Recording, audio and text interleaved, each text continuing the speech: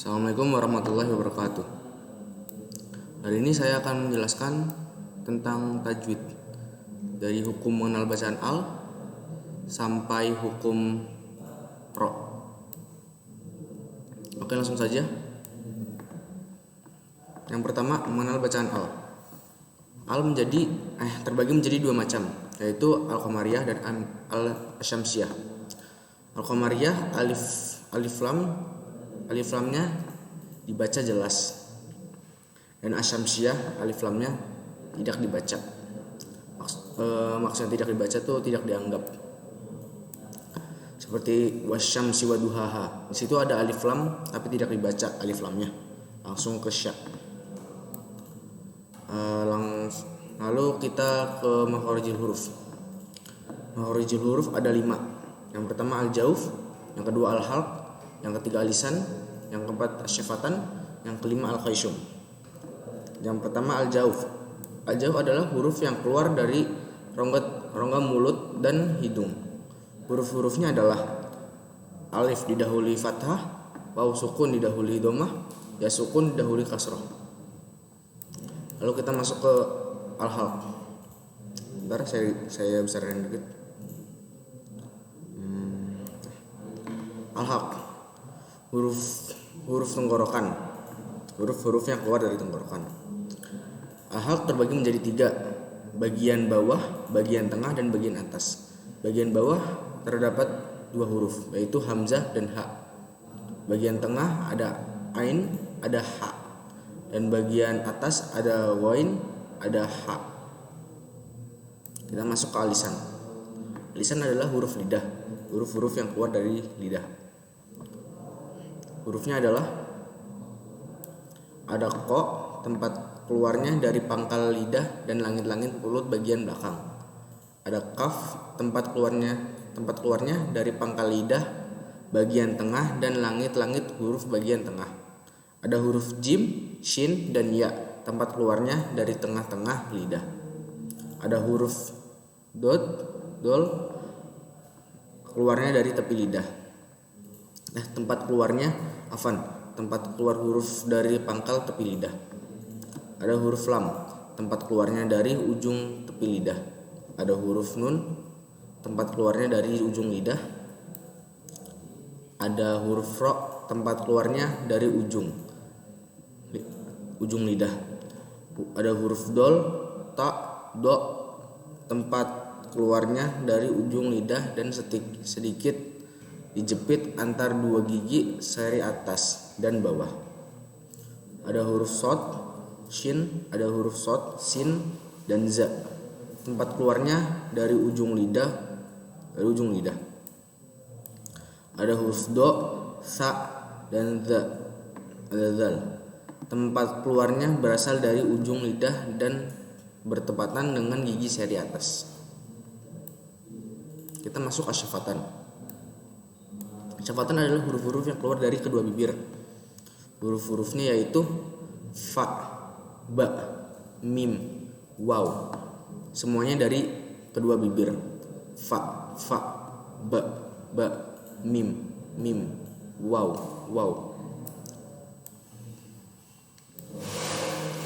Maka kita masuk ke al-khayshum. Al-khayshum adalah pangkal hidung. Hurufnya yaitu nun dan mim. Jadi huruf-huruf yang keluar dari mulut dan melalui hidung. Jadi kalau hidungnya ditutup, kita nggak bisa ngomong huruf-hurufnya. Nun nggak bisa. Mim nggak bisa. Butuh hidung. Kita masuk ke sifat-sifat huruf. Sifat-sifat huruf terbagi menjadi 2, huruf yang memiliki lawan dan huruf yang tidak memiliki lawan. Kita masuk huruf yang memiliki lawan. Ada hamz dan jahr. Huruf hamz adalah fa, ha, tha, ha, sya, kha, so, sa, ka, ta. Huruf hamz adalah, tunggu sebentar.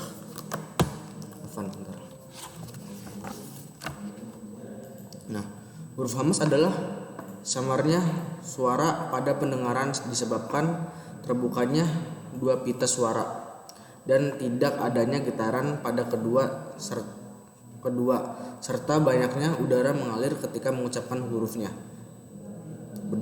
Huruf hames berjumlah 10 yang tergantung dalam kalimat fahathahu syakhsun sakata. Di sini ada huruf-hurufnya. Nah, ada lagi huruf jahar. Huruf jahar adalah jelasnya suara pada pendengaran disebabkan tertutupnya dua pita suara dan adanya getaran pada keduanya serta banyak tertahannya aliran nafas ketika huruf itu dibaca dari makrojnya. Huruf-huruf jahar adalah huruf-huruf selain fa, ha, tha, ha, sya, kho, so, sa, ka, ta. Oke, kita masuk ke syiddah dan bainiyah dan roqawah. Yang pertama ada syiddah. Syiddah adalah tertahannya aliran suara akibat dari tertutupnya makhraj. Huruf syiddah berjumlah 8, yaitu ha, da, ko, to, ba, ka, ta. Lalu ada roqawah. Tapi sebelum itu di tengah-tengahnya ada bainiyah. Bainiyah adalah mengalirnya sedikit aliran suara pada makhraj huruf, dan ia adalah sifat antara roqawah dan syiddah. Huruf-hurufnya adalah la, na, a, mim, ro. Nah, lalu ada roqawah. Roqawah adalah mengalirnya suara pada tempat keluarnya, dan hal ini karena lemahnya sandaran huruf tersebut dan makhrajnya. Huruf-hurufnya adalah huruf-huruf selain huruf syiddah dan bainiyah. Oke, kita masuk ke isti'la dan istinfal. Isti'la adalah naiknya suara ke langit-langit mulut ketika mengucapkan hurufnya sehingga ia dibaca tebal. Huruf-hurufnya adalah kho, so, do, wo, to, ko, do. Itu huruf-huruf isti'la. Lalu ada istinfal. Huruf-huruf istinfal adalah tidak naiknya suara ke langit-langit ketika mengucapkan hurufnya sehingga dia dibaca tipis. Huruf-hurufnya adalah selain huruf kho, so, do, wo, to, ko, selain huruf isti'la. Oke, kita masuk ke itbaq dan infitah.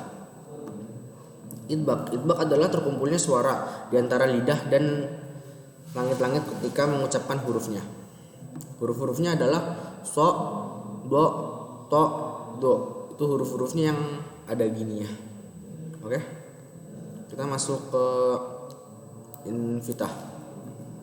Huruf infitah adalah tidak terkumpulnya suara antara lidah dan langit-langit ketika mengucapkan hurufnya. Huruf-huruf infitah adalah selain huruf-huruf itbaq, yaitu so, selain huruf so, do, to, do. Nah, selesai sifat huruf yang memiliki lawan.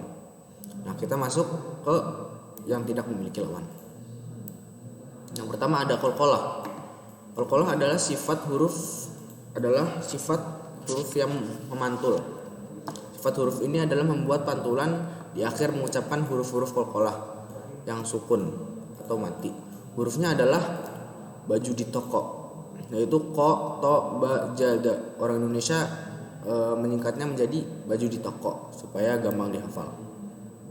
Nah, ada lain atau lin. Sifat ini berarti lembut dan mudah, maksudnya adalah mengeluarkan huruf dari mulut tanpa memberatkan lisan. Lin terjadi ketika ada huruf bertanda baca fathah kemudian setelahnya ada huruf lin yang bertanda sukun. Hurufnya ada dua, yaitu wa dan ya. Nah, kita masuk ke Ana belum memberi contohnya. Contohnya ada yang qalqalah tuh ada lam yalid wa lam yulad. Ini qalqalah tuh terbagi menjadi dua, karena lupa nulisnya. Jadi ada qalqalah subro dan qalqalah kubro. Qalqalah kubro adalah apabila waqaf pada huruf qalqalah bertasjid atau tidak. Dibilang gampangnya tuh qalqalahnya di akhir ayat. Itu qalqalah kubro. Jadi pantulnya lebih besar. Seperti tabbat yada abi lahabi wa tab. Nah, lalu ada qalqalah sugro. Itu qalqalahnya di tengah kalimat, lebih mudahnya. Contohnya qad aflahal mu'minun. Qad aflahal mu'minun. Nah, kita masuk clean. Contohnya tadi Anda udah jelasin, sekarang contohnya haufa, haita, baita. Jadi huruf berharokat fathah bertemu ya atau waw. Lebih mudahnya taibau. Jangan dicontoh ya, ini semua biar mudah dihafal aja. Lalu ada takrir. Takrir artinya mengulangi. Maksudnya adalah lidah bergetar saat mengucapkan huruf ro, namun tidak berlebihan, apalagi sampai mengucapkan lebih dari satu huruf ro. Nah, jadi lidahnya bergetar.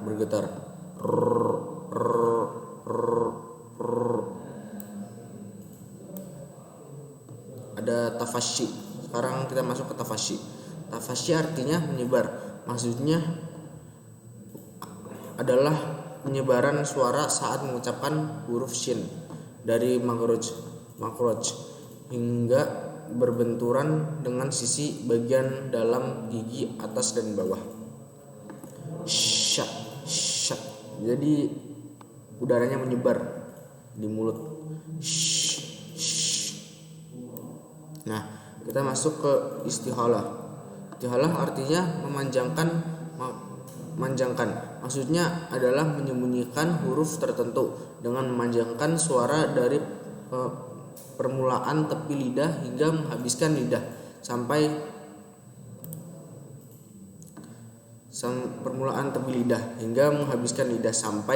bersambung dengan makhraj lam. Huruf istihalah hanya do. Memanjang, lebih gampangnya tuh terdorong. Jadi do lidah terdorong dikarenakan angin. Do. Lalu ada gunnah dalam arti bahasa berarti berdengung. Dimaksudnya adalah menyembunyikan huruf tertentu dengan mendengungkan suara dan yang keluar dari pangkal hidung. Huruf gunnah yaitu mim dan nun, baik hidup maupun mati, yang izhar, ikhfa maupun idgham. Jadi mim dengung, gunnah ya. Lalu kita masuk ke sukun dan tanwin. Ada huruf izhar halqi. Keluarnya maksudnya diucapkan dari dalam tenggorokan halq. Hukum bacaan ini berlaku jika ada nun sukun atau tanwin yang bertemu dengan salah satu dari huruf izhar, yaitu alif, ha, a, wa, ha, kha. Lalu ada idgham bi gunnah. Idgham yang dibaca dengan secara dengung atau gunnah. Hal ini terjadi jika nun sukun atau tanwin bertemu dengan salah satu dari tempat huruf hijaiyah berikut ini, yakni ya, nun, mim, waw.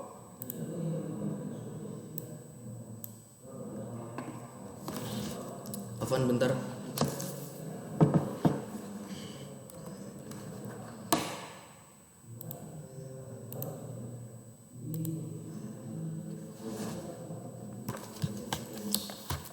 Lalu ada tadi sampai mana? Kita ulang dari idgham bil gunnah. Idgham bil gunnah adalah idgham yang dibaca dengan secara dengung atau digunnah. Hal ini terjadi jika nun sukun atau tanwin bertemu dengan salah satu dari 4 huruf hijaiyah sebagai berikut, yakni ya, nun, mim, waw. Lalu Afan bentar. Nah,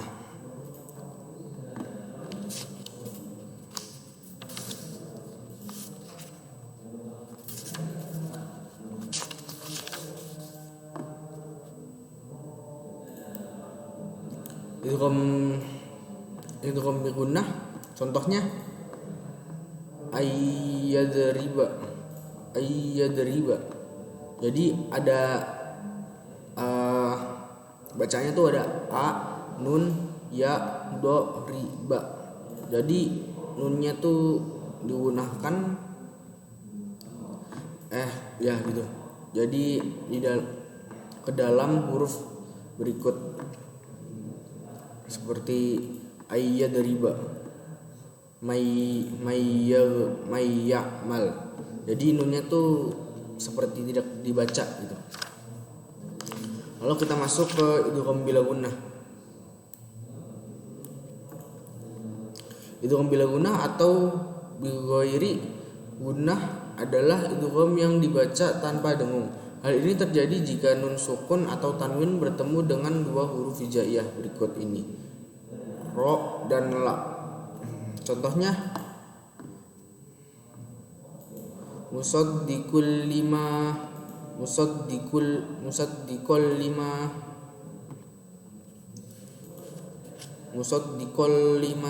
dia ada dengung sedikit. Lalu kita masuk ke ada ikhfa. Secara bahasa ikhfa berarti samar jika ada nun sukun atau tanwin bertemu dengan salah satu huruf ikhfa. Makna harus dibaca samar. Huruf ikhfa ada 15, yaitu ada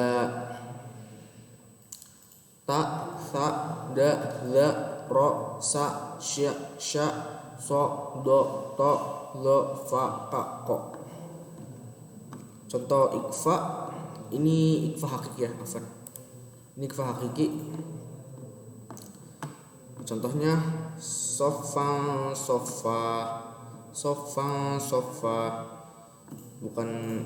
bukan sih, sofan. Jadi dari fa so, tadi sofan. Nah, kita masuk ke iklab. Apabila nun sukun atau tanwin bertemu dengan huruf ba, makna bacaan nun sukun atau tanwin berubah menjadi bunyi mim. Contoh amba'aka. Di situ ada a, nun, ba, aka. Jadi bukan mim di situ. Di situ ada nun, tapi nunnya dijadikan mim. Amba'aka.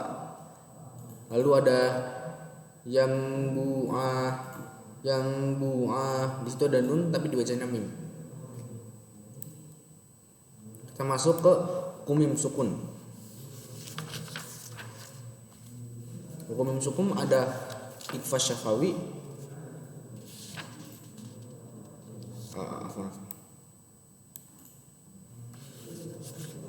Tunggu sebentar.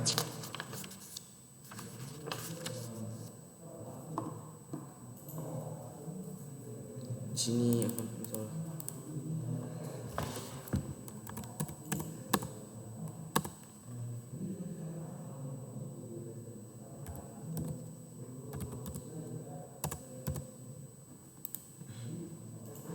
Kan ada kesalahan tadi.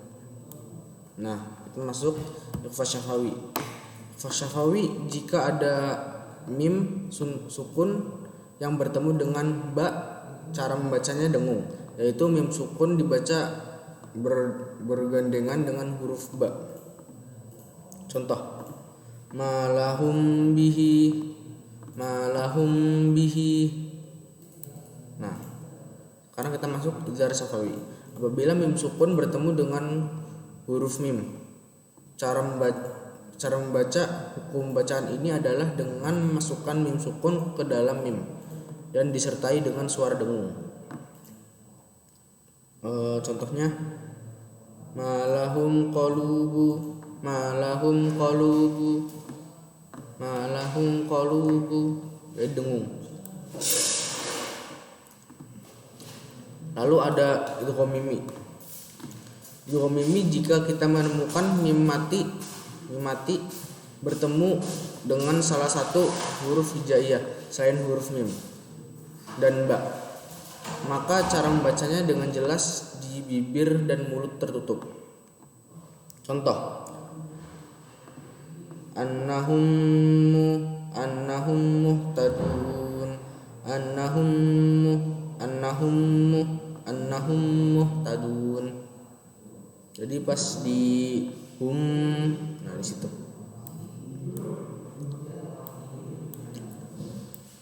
kita masuk ke hukum idgham kan tuh. Nah di sini ada idgham mutamathilain. Ialah pertemuan antara dua huruf yang sama, sifat dan makhrajnya tepat keluarnya. Dal bertemu dengan dal, wajib sebagainya. Hukum adalah wajib diidghamkan. Contoh ini mutamathilain ya, bukan mutamathilain. Misalnya salah ketik. Nah, di sini ada fama robihat tijarota, fama robihat. Nah, di sini ada ta bertemu dengan ta. Nah, kita langsung masuk ke idgham mutaqarribain. Idgham mutaqarribain adalah dua huruf yang berdekatan makhrajnya dan sifatnya. Yang termasuk pada idgham ini hanya dua, tepatnya yaitu qaf sukun menghadapi qaf dan lam sukun menghadapi ro. Sini ada tadi idgham mutaqarribain. Nah, contohnya barro. Di sini ada ba, la, ro. Tapi ini langsung barro fa'ahu. Nah, ini contohnya. Langsung kita masuk ke idgham mutajanisain. Ialah pertemuan antara dua huruf yang sama makhrajnya, tetapi tidak sama sifatnya, seperti ta dan do dan lam dan ro, serta zal dan za. Contoh qul rabbi. Nah, di sini contohnya. Ini kurang gede.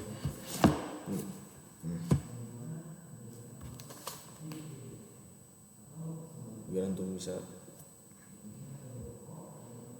bisa baca. Nah, qul rabbi.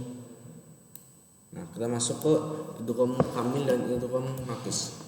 Ini idgham kamil dan idgham naqis itu udah sempurna. Jadi kita langsung masuk ke hukum mat.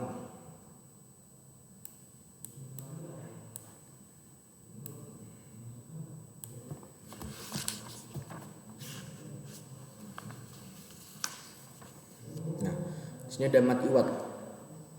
Mat iwad apabila waqaf berhenti pada huruf berharokat fathatain yang setelah alif atau hamzah berharokat fathatain, dibaca panjangnya 2 harokat.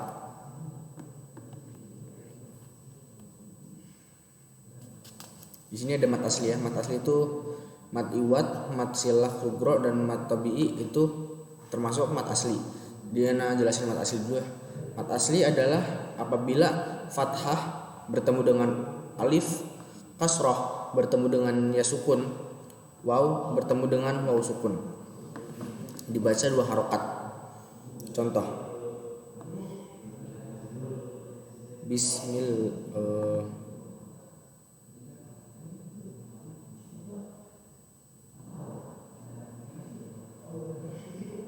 Bismillahirrahmanirrahim. Jadi manirrahim. Ma-nya itu nggak panjang, tapi di situ gara-gara ada fathah. Jadi di situ kan ada fathah bertemu alif, dibaca 2 harokat. Jadi Bismillahirrahmanirrahim, bukan Bismillahirrahmanirrahim. Jadi ma-nya dibaca 2 harokat. Kita masuk mad iwad. Mad iwad apabila wakaf berhenti pada huruf berharokat fathah tain yang setelahnya alif atau hamzah berharokat fathah tain, dibaca 2 harokat. Contoh, wal jibala autada, dibaca 2 harokat. Di situ ada fathah tain, tapi di situ di akhir ayat, jadi dimatikan. Tada. Contoh lagi, fi dinillahi afwaja, fi dinillahi afwaja, dibaca 2 harokat. Ada mad silah. Lalu kita masuk ke mad silah sugro atau kasirah. Apabila huruf domir, hadomir itu hadomir berharokat kasroh atau domah, sebelum dan sesudahnya bukan sukun, dan setelahnya tidak bertemu dengan hamzah. Kita langsung saja. Lahu ma fis samawati wa ma fil ard. Yang dimaksudkan hak tuh hak yang gini sama hak yang perahu. Lahu ma fis samawati wa ma fil ard. Jadi lahu itu ada 2 harokat dibaca. Persyaratannya sebelum dan sesudahnya bukan sukun, dan setelahnya tidak bertemu dengan hamzah. Kalau hamzah nanti ada lagi hurufnya. Lalu kita masuk ke mad tabi'i harfi.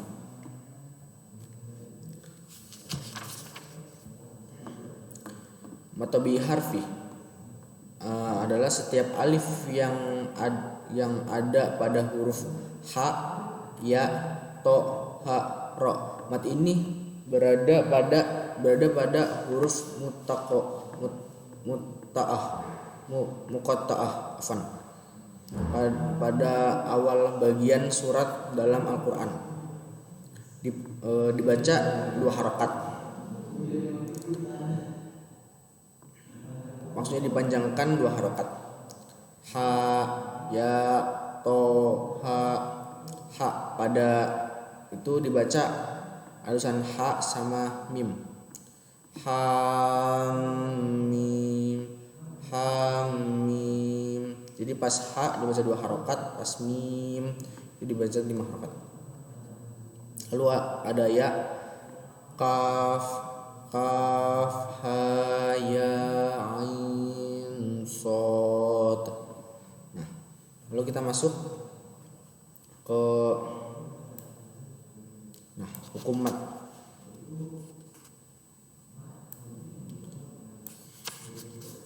Sini ada mad yang bertemu dengan hamzah. Ada mad wajib muntasil, mad jaiz munfasil, mad silah kubro, dan mad badal. Nah, kita masuk ke mad wajib muntasil terlebih dahulu. Apabila mad tabi'i bertemu dengan hamzah pada suku kata, dibaca 4 sampai 5 harokat. Kita mulai.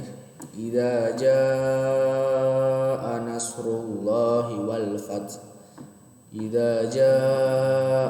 Nah, situ ja-nya dipanjangkan 4 sampai 5 harokat dikarenakan bertemu dengan hamzah.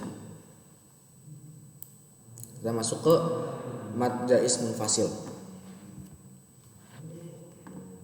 Apabila mad tabi'i bertemu dengan hamzah tidak dalam satu kata. Nah, yang ini dalam satu kata, yang ini tidak dalam satu kata. dipanjangkan 4 sampai 5 harokat. Contohnya qalu innama nahnu muslihun. Qalu. Nah, di situ di qalunya dipanjangkan 4 sampai 5 harokat dikarenakan ada hamzah tapi tidak dalam satu kata. Kita masuk mad silah kubro. Apabila ha domir bertemu dengan hamzah dipanjangkan 4 sampai 5 lagi. 4 sampai 5 harokat fon. Contohnya wa idza rasulihi in illa alladziina na'ahadtum. Ada contoh lagi man dalladzi yashfa'u indahu illa bi'idznih. Jadi pas di hu itu dipanjangkan 4 sampai 5 harokat. Karena kan dhamir bertemu dengan hamzah. Lalu ada mad badal. Mad badal apabila hamzah bertemu dengan huruf mad. Contoh Rabbana innana amanna. Itu innana. Jadi pas Rabbana itu juga panjang dikarenakan ada hamzah. Terus innama itu juga dipanjangkan karena ada hamzah juga. Jadi dalam satu ayat ini ada 2 mad badal. Nah, kita masuk mad far'i. Turun dikit. Ada sukun ad. Nah, sukun arin terbagi menjadi 2. Ada mad adli sukun dan mad lin. Nah, mad adli sukun apabila mad tabi'i bertemu dengan huruf berharokat yang disukunkan karena waqaf. Panjangnya 2 atau 4 atau 6 harokat itu dibacanya. Contoh Bismillahirrahmanirrahim. Jadi pas nirrahim itu boleh nirrahim, boleh nirrahim, boleh nirrahim, boleh 2, 4 atau 6. Lalu kita masuk madlin. Madlin adalah huruf berharokat fathah apabila huruf berharokat fathah bertemu ya sukun atau waw sukun setelah huruf berharokat yang disukunkan karena waqaf. Contoh li'ilafi Quraisy itu dibaca 2 sampai 4 sampai 6 harokat. Li'ilafi Quraisy. Nah, itu 4 harokat. Kalau anak baca harokat. Nah, sekarang kita masuk sukun asli. Sukun asli terbagi menjadi 4. Ada mad lazim kalim musaqal. Apabila mad bertemu huruf bertanda tasydid dipanjangkan 6 harokat. Contoh fa idza ja'atit tammatul kubra. Jadi pas tammatul kubra karena bertemu dengan tasydid. Lalu ada mad lazim kalimi mukhaffaf. Apabila mad bertemu huruf yang bertanda sukun dipanjangkan 6 harokat juga. Contoh asumma idza ma waqa'a amantu bihi al-ana wa qad qultum. Jadi pas itu dibaca 6 harokat karena bertemu dengan sukun. Lalu ada mad lazim harfi musaqqal. Apabila mad bertemu dengan huruf bertasydid pada huruf mutahha, huruf-hurufnya sin, bila pada apabila mad bertemu dengan huruf bertasydid pada huruf sin, nun, qa, so, la, ka, mim di awal sebagian surat dalam Al-Quran. Lalu ada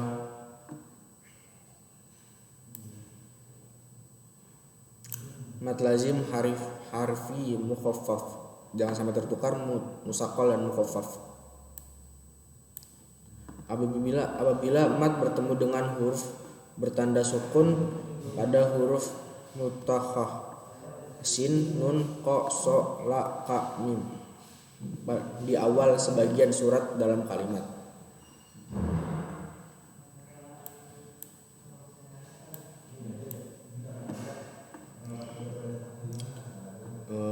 Contoh nun,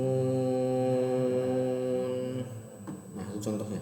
Jadi itu dibaca nun itu dibaca 4 sampai 6 harakat.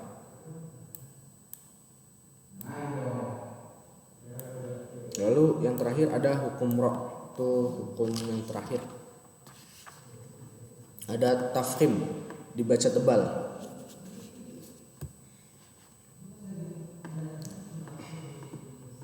Ya ada tafkhim. Jadi bila ra berharokat fathah dan bila huruf fathah bertemu dengan ra sukun, kita langsung contohnya aja. Waja'alna sirajan wahhaja. Lalu ada tarqiq. Tarqiq itu dibaca tipis, seperti ra berharokat kasrah, ri. Jadi bedakan yang tebal dengan yang tipis. Yang ini ra, yang ini ri. Baca tipis. Kita masuk ke tafkhim tarqiq. Jadi ini boleh, terserah antum mau baca tebal, mau baca tipis, terserah antum. Ya. Selesailah perjumpaan kita pada hari ini. Semoga jelas ya. Kalau belum jelas antum bisa ulangi lagi videonya, atau antum bisa beli bukunya.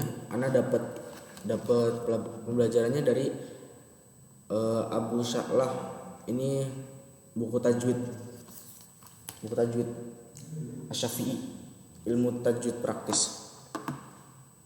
Harganya juga nggak terlalu mahal. Ana tutup. Assalamualaikum warahmatullahi wabarakatuh.